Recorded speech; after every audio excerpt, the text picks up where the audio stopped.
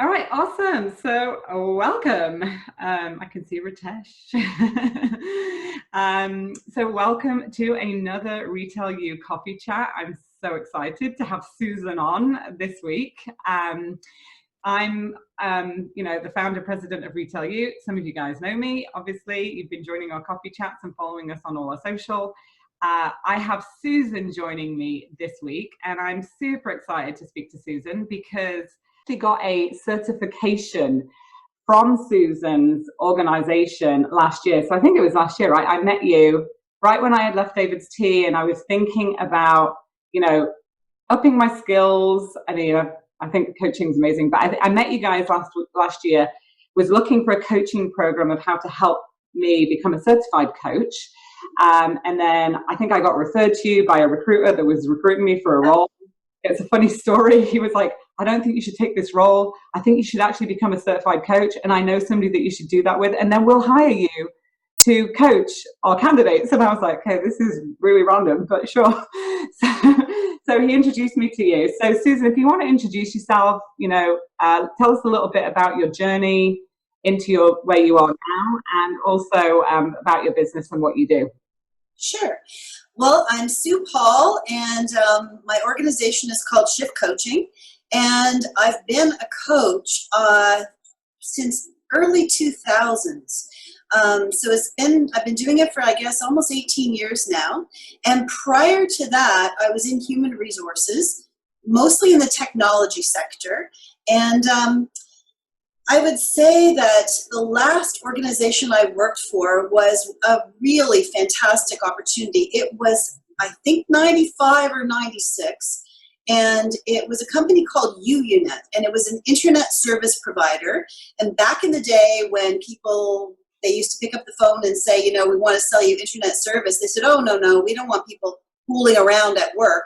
And then, within a year, it went from being something that people didn't want people fooling around at work till they couldn't get on it fast enough. And so it was an amazing experience to watch the internet take off. And I got to work there, and I worked there. We grew in Canada. We went from I think 1 million to 100 million in 2 years, which isn't, maybe in today's, that maybe doesn't mean as much, but back in the 90s, that was huge. And we went from, I think, a small group of employees to over 500 across the country. And then I became responsible for Canada and Latin America and did a lot of work in Europe. So it was just the most awesome experience. And then when our company got bought, we were a small, entrepreneurial, exciting organization. We got bought by a huge conglomerate. And at that point, we thought, they're just going to take us over, strip out all the cool stuff we've done, and make us part of them. So a number of us, when our stock vested, we left and said, okay, what am I going to do with the rest of my life? And I said, since I was in human resources and I loved developing people and working with people, that coaching became something that I thought would be great. So went back to school, got my coaching certification, and have been doing it ever since. And I think I've told you, April, I don't think I've worked a day since I started doing this type of work, because it's just enjoyable, no matter who I'm working with, how hard it is, how much we struggle. We just came off a team session that, was quite challenging. It just feels amazing. And I'm so happy to be here to talk with April about coaching, because it is something I just love. So That's a little bit about my background. I've got a list of questions that I want to dig in and ask you, because I always come prepared to get the most out of my Retail You coffee guest. But just for FYI for anybody on the call, if you have a question that you want to ask Susan or myself, Jane is my co-host. She's my partner at Retail You, and you can just write the questions in the chat, and we'll be able to answer them as we go. And if there's no questions, that's okay too. I'll just pick Susan's brain. And I've also in the chat for you guys just put 2 offers in that we're doing right now at Retail You. So I am a certified coach, and I don't really talk about that a lot, because I don't know. It's just, I am, because I was certified through Susan's program, but I'm offering coaching right now with a 40% discount within the next 48 hours if you book it, because I don't really take on a lot of coaching clients, but I'm home, so I have time. And like Susan said, we're going to get into why coaching is so important. And then there's just a Retail You offer, and Susan's link to her business is there too, just in case you guys want to look it up if you're thinking about a certification, because that's one thing I want to get into, right? Because Susan, so like coaching, right? It's so broad, right? Like coaching is a term that's used all the time and it's very broad, and it can be overwhelming for people when they're thinking about, well, you know, what is coaching? How does coaching work? As well as like, there's so many coaches these days. So like, how would you describe coaching, or what's your view and how do you define it? And then how do you help somebody that's thinking about a certification in coaching, or like looking for a coach? Like, what would they be looking for?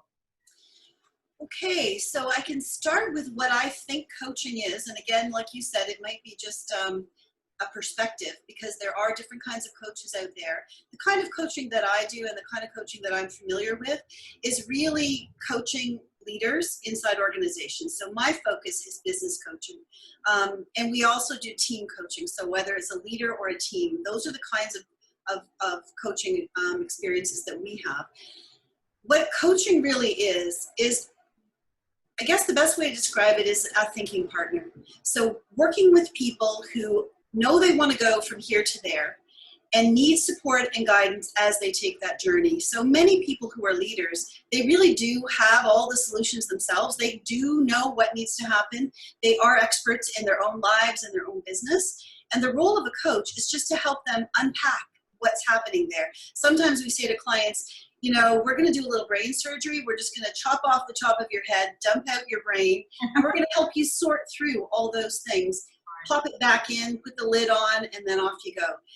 I think one of the things that's really important to keep in mind if you're not familiar with coaching is coaching isn't giving advice or giving guidance or really telling other people what to do. It's really supporting people to follow in their own direction where they think they need to go. So the two really key behaviors that we focus on when, you know, the program you went through, April, is really listening deeply, globally, actively, and then really inquiring and asking questions. And those are two things that I know we think we all do, but do we? You know, do we really listen? Do we listen to not just things from our own frame? Do we listen to where the other person is? And then do we listen globally to the bigger context that they're operating in? And then how do we get them to listen to themselves? Yeah, How do you, go ahead. Listening is like one of those things. It's like, you know, it's something that you really have to train yourself to be better at, right? Like I know that when I listen, when I switch my, you know, when I'm coaching leaders and stuff, I switch that hat on. And then when I'm at home with my 16-year-old teenage son, I'm like, it's gone out the window, right? Like I'm not using my active listening skills. So it's something you have to be really good at. And I always say as well, that the better you get at asking questions and study questions, Yes. the better coach you're going to be or leader you're going to be. Because when I became a John C. Maxwell certified leadership coach like 5 years ago, one of his books was How Great Leaders Ask Good Questions. And I never thought about it until that point. But if you can, I mean, we all know in retail, when you sell, you have to ask questions to a customer, but having great questions to ask people means that you're not giving the answers all the time, right? That's what you're talking about. Absolutely. So those are the key behaviors, I think, of a coach, and really that the solutions lie inside that other person.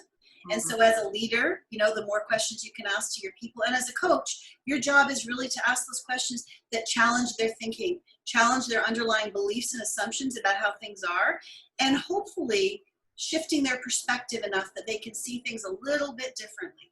You know, because I don't think it's all about changing people. It's really just about shifting how they look at the world. And I think that really is the role of a coach. And whether you're coaching one person, a group of people, or a team of people, it's really the same kind of thing. Really just sharing, you know, your presence with that person, and then asking those really, you know, pointed questions and simple, short, not stacked questions that you probably all know about this if you do any of that kind of training in sales, especially. Yeah, right? And in retail, coaching is huge. It's really huge. It's like one of the biggest parts of a job as a retail manager, a district supervisor, a regional VP. It's like it's a big part of what we do. But, you know, one of the things I learned when I was going through your program was I had been a coach for years and asked lots of questions, but I also recognized that I would get wanting to give answers when people were getting stuck, because coaching for me was like trained as a 10-minute conversation. It's like 3-step coaching, you got the solve, and then off you go. And that is needed in retail because it's the fast pace and all that kind of stuff. But I think when I went through your program, what I learned was to slow that down, because I remember the first time I had to do an hour coaching with somebody, and I was like, I can't do an hour coaching. Like I get people to solutions in like 5-10 minutes. What am I going to talk to them about for an hour? I was just like, but now when I'm working with a client, an hour goes by so fast. I can't even believe it. But I remember that nervousness when I came into your program about what am I going to coach them for on an hour, you know? Right. Well, it is amazing when you are just there present with another person, what can happen and what can come out. Yeah. So if there was one person in the world that you could coach, like pick anybody, who would it be? Well, that's a loaded question. Do I have to be successful in the outcome, or could I? No, I mean, no, because you know what? It's not you that makes that person well, you help them get to success, right? But it's got to come from the person as well, like you said. So who would it be? I always think about that. Well, you have to pick your clients carefully too sometimes, right? And as we always say, you can't want it more for them than they want it for themselves. Yeah. So I think that it wouldn't be an individual person. I think I would actually like to coach children, because we often go through this program, you know, we do the Shift Corporate Coach program, and people finish and they said, oh, Sue, I wish I knew what I just learned 20 years ago. It would have made so much difference. And then we just recently had a couple university grads go through our program. And they said to me, oh, Sue, if I only knew 4 years ago what I know now. And I thought, well, why don't we just start with the people before they get there and really get some of these skills into children? And so do I do that now? No, but I have 4 daughters, and actually a number of them obviously are, you know, do coaching. And my youngest one, when she was very young, learned how to do some of the skills I did. And she made a video, and when I was in a training course where I was learning some of this, she sent the video to us and we showed it to everyone, and she was doing those coaching skills with her friends. And she sent it, and I thought, she said, you know, we can all do this. She said, it's too bad people don't know how to have conflict, Mom, because it's not that hard if you just know what to do with it. So I kind of feel like, wouldn't it be great to get those skills into younger people now and get them educated and trained on some of these things that we're not learning until we can, you know. That's a really good audacious goal. That's what I would say for you guys, because having a 16-year-old as well, I can completely relate to that. I think the younger that people can learn these skills, it's going to help them in life. And I know my 23-year-old was dragged around store meetings and all kinds of stuff like her whole life, and probably heard me on the phone coaching people. And yeah, she called me and she's like, Mom, you know, I went to this meeting and I did this coaching, and now she's facilitating workshops. I'm like, who are you right now? You went to like Austin, you know? But she's picking it up. That's awesome. That's a great goal, actually, because people need it. We need to start thinking about that generation more and more. So if when do you feel like, so I mean, coaching has an impact all the time, right? No matter what and when you choose to coach somebody or receive coaching. But when do you feel like, or in your experience, your view, have you seen the biggest impact on coaching?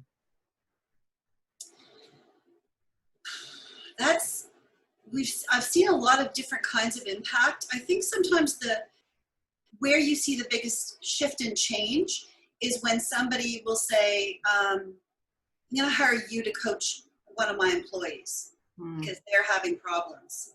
And they hire you. And then part of what we do is we have the leader in the meeting at the beginning with the coachee, so that there's like a 3-way conversation. So the manager's there, the person who's being coached is there, and the coach is there. So you can all hear what each person thinks and feels.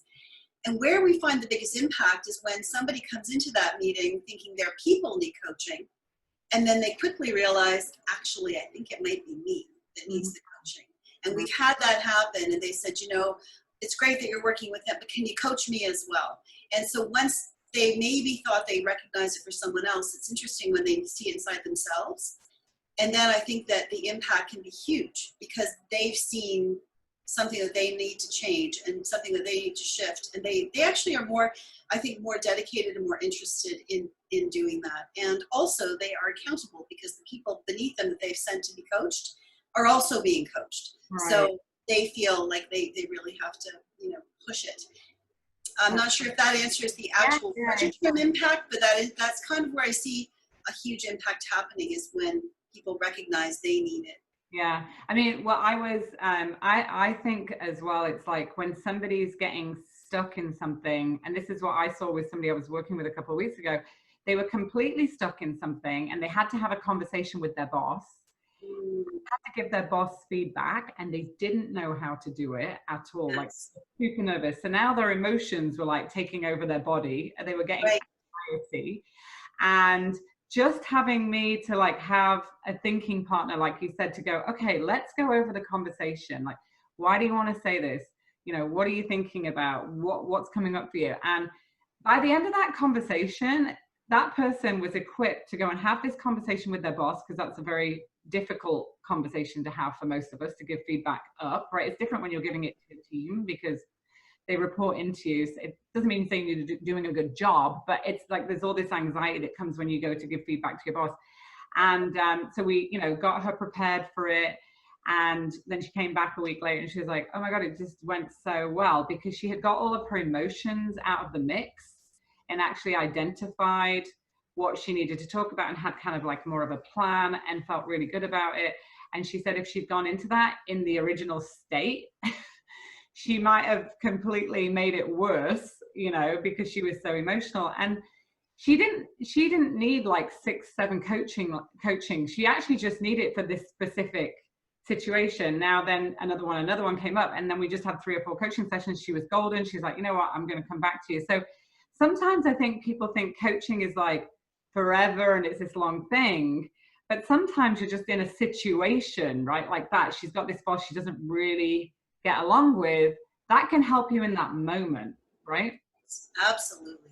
Well, and I think I think trust is critical though, because I think for someone to be able to share with you and to really open up, I think that you must have had a trusted relationship. Yeah, I knew this person, yeah. And she'll come back to you, I'm sure, many more times in different circumstances. And that's what you end up having when you have coaching clients. I've had clients for years and years and years. I may see them for a while, then I don't see them again, then something's coming up. So because you built that relationship with them and you know who they are and they trust you. Yeah, they trust you. Yeah, that's a big piece. Yeah, it's funny because I've always been that person that's like, yeah, I'm here for advice, you know, and now like it's shifting a little bit. It's a little bit, well, like, yeah, but let's do some coaching instead of just me giving you advice. And then they're like, oh, wow, like that was like super powerful. So I think, you know, it's just putting a bit more of a structured hat on as well, right? Like that's what it's doing. So if I'm a leader and you're, you know, I'm coaching my team, because especially our audience is all in retail. And so a lot of us have coaching programs or 5-step, 4-step coaching programs within our business. Yep. What do you think are the benefits of becoming a certified coach versus just learning a coaching program? Because I had learned 7 coaching models over my 20 years. What are the benefits? Like, why should somebody become a certified coach versus just, you know, muddling through with these coaching models? Why do you think that's so important? Well, I think there's a couple reasons. A number of our clients, you know, we go in and coach them, but also we've had people coming now through our program and they said, oh yeah, I've already done coaching. We did a 2-day session on it. Well, they might understand coaching. They might intellectually get the model, but what makes the difference about going through a coach certification program is you actually embed those skills and abilities deep into your brain and into how you do things. And you incorporate them into your existing leadership toolkit. So, you know that old saying, practice makes perfect. Well, part of getting a coach certification is that you not only learn the techniques and tools, but you also practice you practice with observation, you practice getting feedback. You have to do a significant amount of coaching in order to get through the process. So we did have one organization, and they believed in this so much, they'd done a lot of coaching with us, and they put 35 of their senior executives through our coaching program, and including the CEO, and they all got their coaching certification. And I sort of thought at the beginning, oh, good luck with this. You know, hopefully they're not watching. But because that's a big team and a big group of people who are very busy doing a lot of things. But the way we did it was they actually were coaching people inside their organization in different divisions. And so I think part of that, what made a difference to them, is that they actually had to spend the time doing the work, trying it on, and not just intellectually understanding it, but actually doing it. And I think that is the real benefit of going through a coach certification program. Just after going through your certification, and I remember I had a mentor coach. I'd never had a coach before. So I'd coached lots of people, I'd led lots of people, I'd built strategies, I've talked on stages, but I had never actually hired myself a coach before. And going through this program, I got assigned a coach, right? Yes. I remember that I'd show up every week. And one of the things that I learned through this situation was just coming with one thing to be coached on makes it a lot easier for the coach. Because it's like, what's one thing that you want to talk about this week? Because at the beginning I was like, well, I don't really have any issues or things that I need to talk about, because I'm super optimistic. I'm positive. I solve everything myself. And I remember one session showing up and I said, I think I need to be coached on the fact that I think don't need to be coached. Oh. I think that I can solve all my own issues because I'm very aware of coaching. And he said, well, let's unpack that a little bit. And by the end of the session, it was amazing. Like, I had takeaways and I had things I had to do. And I was like, yeah, that's the one thing. I was like, I don't think I'm coachable because I think I solve my issues, but obviously everybody's coachable. And I know that learning, but that's one memory I have of that whole. And then after that, every session was great. And I came with like a specific thing. And instead of thinking like I have to fix it, because I've always been the person that was the problem solver. Right. Right. But not, and like when you're somebody's boss or you hold the title and you're a leader, sometimes you get feedback from people, but they're not always going to be honest with you. Let's face it, because people like working for me and they would agree with me a lot. But if I had a thinking partner, I could think things through even more, which makes me more strategic about things, which I think I got a lot out of that in that respect, Yeah.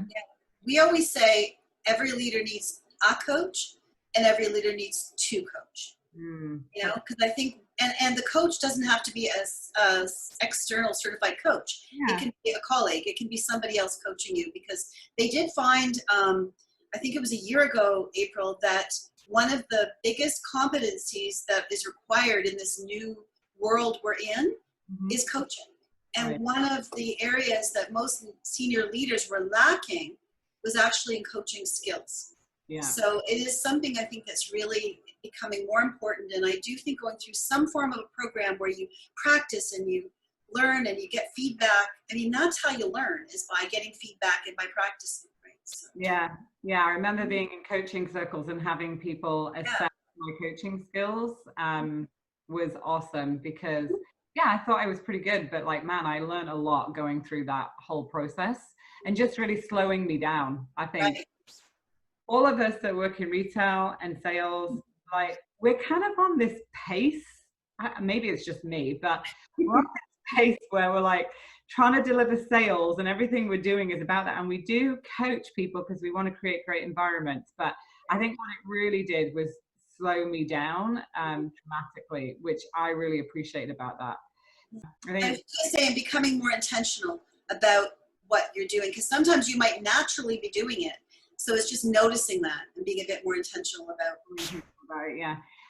So how do you define leadership, like in your perspective? Retail U was super passionate about leadership, and I love asking everybody that comes on the coffee chat this question, because it's, individual to every single person. But how do you define leadership, Susan? Well, of course, you always ask tricky questions. I'm sure there's lots of great definitions out there. And of course, I'm going to share one that I don't know I can attribute it to. So it's, I think it's getting people to want to struggle to meet that shared goal. So a leader is a person who can actually rally people around and not just meet the goal because it's easy, but actually struggle to meet a shared goal. And I think that's how I would define leadership. Yeah. Maybe it's Susan Posner, I'm not sure, but somebody like that said that, and that really resonates with me because getting to the easy places, you don't really need to be a leader. It's getting to the tough places and keeping people with you and keeping people to, supporting them. I think that's it. It's a good point. It's funny because when I think back over my retail career, I always were in businesses at pivotal times of change or discomfort. Like I was never there when like everything was really great and the sales were really easy. I don't know why that happened to me. It's like I went in at this time of like when the business was changing and they needed to go in a different direction, or we had to keep the morale really good because things weren't as good as they were. But what I learned from that experience was just to be able, yeah, like you said, it's like easy to lead in times when easy, but when it's tough, that's when leadership really steps up, right? And I think now, especially in the current reality and where we are today, it's that's what's happening right now, right? Like you've got to be a really strong leader and draw those strengths from within to be able to lead your team through the new norm of what's happening. Absolutely. Yeah, in retail. Mm-hmm. So in your opinion, then I'm probably thinking that you think coaching is one of the most valuable skills for a leader, I would assume. Maybe. Yeah. Absolutely, because I think we're moved away from the industrial era. Command and control was really and I'll argue, was it ever really effective? But, I think nowadays we really need to focus on developing people to think for themselves, bring their best self to work, support people to contribute. And to be honest, none of us actually even have a clue what's going to happen next. We don't even know if things are going to open tomorrow. In this world we're living in, we call it, a lot of people refer to the term as VUCA.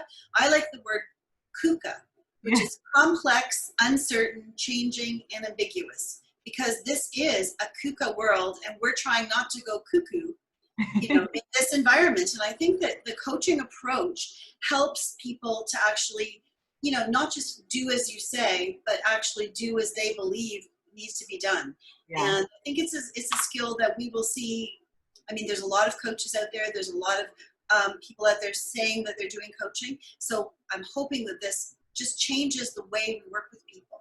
And that's why I got into this a long time ago, is because I really thought, there's got to be a way that we can support people to bring their best to work and not just feel like they have to leave their personal self at home and bring their work self into work. I think we all come as whole people, and coaching really helps people to do that and to open up and share what's important to them. I mean, there is a lot of people out there saying that they're coaches as well. Yeah, I see that all the time. And I'm not sure, how do you identify? There's so many different certifications. Like people have called me and said, there's this certification, that certification, which certification do I take, and I'm like, you have to find what's right for you. But the reason why I chose you guys versus ICF, which is the big one, yep, was because the length of time, number one, it didn't take me away from business, because busy being in business, and then just being part of the Business Association of Coaches. Right. Like life coaching. I'm not interested really. It sounds bad, but I can coach somebody in their life, but I'm more interested in coaching business leaders. Right.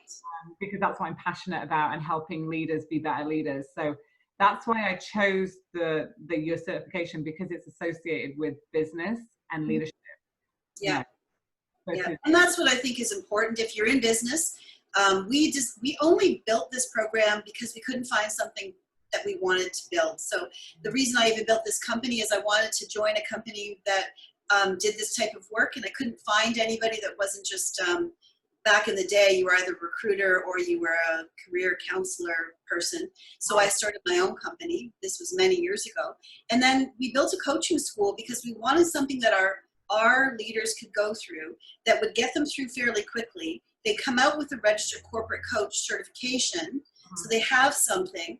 But also we want to make sure that they had tools and things that they could use that were clean and simple and they could use the next day at work. Yeah, at the chat, there's a few questions, Jane. So yeah, couldn't get in there, ladies. She kept talking. Okay, so one from Paul here, and he's saying, Susan, what is the #1 comment your coaching students give you once they use what they have learned in their professional lives? So, the #1 comment. Well, yeah, I think most people say they wish they knew this 20 years ago. That's literally what we hear, that it would have, not that they weren't successful now, but they said it would have maybe changed the direction and how they had done things. So usually when we're coaching, they wish that they had either had a coach or been through a program, 20, sometimes 30, possibly even 40 years ago. Interesting. Yep. And then from Ritesh, he just wants to know what's the difference between coaching and mentoring. Oh, that's a popular question. Good question. I'll tell you my definition. So, I mean, I'm not going to speak for the world, but my definition is coaching is really helping other people to figure out how they're going to move forward. And mentoring, and typically you can use, it could be an internal person, it could be an external coach. Mentoring really is sharing your own experience and background to support somebody as they're developing in their careers. So in a coaching environment, for example, you could coach somebody if you didn't have experience in their industry. You could still be a very valuable coach. But I think in mentoring, you could still probably be a valuable mentor without industry experience, but usually they rely on their own past experience and what's worked for them from a mentoring perspective. So that would be my definition. April, I don't know if you have the... Yeah, no, I 100% agree with that. I think mentorship, I mean, when I worked at Apple, we actually trained a mentorship program within the stores, and we had people that mentored other people. And it was all about, that person having the knowledge and the experience, but also the thing that's the same is the commitment to mentorship versus coaching. Like, if you have a coaching relationship with somebody, there's a commitment on both sides. If you have a mentorship relationship with somebody, there's a mentorship commitment on both sides. So if you're looking for a mentor in your organization or outside, then you got to ask them, can you be my mentor? And like, what's the commitment here? You don't reach out. We don't reach out and have enough mentorship programs. I learned that at Apple. They had a very good mentorship program when I was there in retail. And I think if you're a manager and you're on this call, or if you're a DM and you're watching this call, because we're going to replay it on social, if you don't have a mentor in your organization right now, maybe you can't find one, but think about that as well. Not just finding a coach, but finding a mentor that can actually help you grow your own skills, and take it upon yourself to find a mentor. That's what I did my whole career. I took it upon myself to find mentors for me that could teach me what they knew so that I could get where they were. I think it's important. Question for you would be, as an entrepreneur, what is one of the biggest lessons learned from you? Wow, I've been doing a lot of learning, I would say, since I started doing this. Every time something goes wrong, I'm like, there's some more learning. Did a lot of learning. I think is to trust your own instincts and to trust your own gut. I have a mentor and I have 2 coaches. So I use I believe in what we do, and I love that. But oftentimes I think when things have gone sideways is when I haven't really just trusted my gut. I've kind of really relied on other people's points of view and looked for some kind of a collaborative solution. And so I would say, yeah, my biggest lesson is really just trusting my gut. And I know everyone told me, you shouldn't go build a coach certification program. You're fine. You don't need that. That's okay. And I just couldn't find the right fit for my clients that I needed. And I thought, I have to do this. So no one felt sorry for me when I was working day and night coaching and then developing this and then complaining and crying when I was tired. No one cared. So I think, but I'm glad I did it. I think it's changed me and changed the lives of my clients and the lives of the people that work with us and the coaches. So yeah, just trust your gut and do those things that seem impossible and that you think you'll never be able to do. It's amazing what you can do when you put your mind to it. And I think you're a good living example of that, April.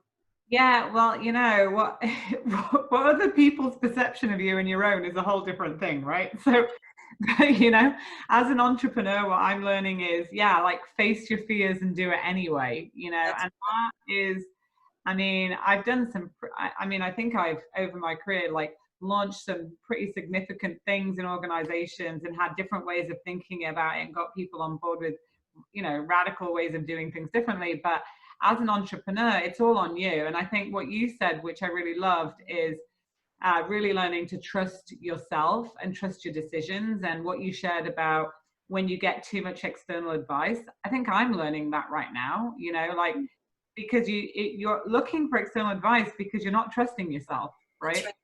And that's what coaching does. Coaching asks you question to trust what's inside of you, just like meditation gets you to sit still and listen and trust what's inside of you. And I think that is sometimes very tough. And I think we've been in this situation where some of us have been really busy, and how do I find that downtime? And some of us have had lots of downtime.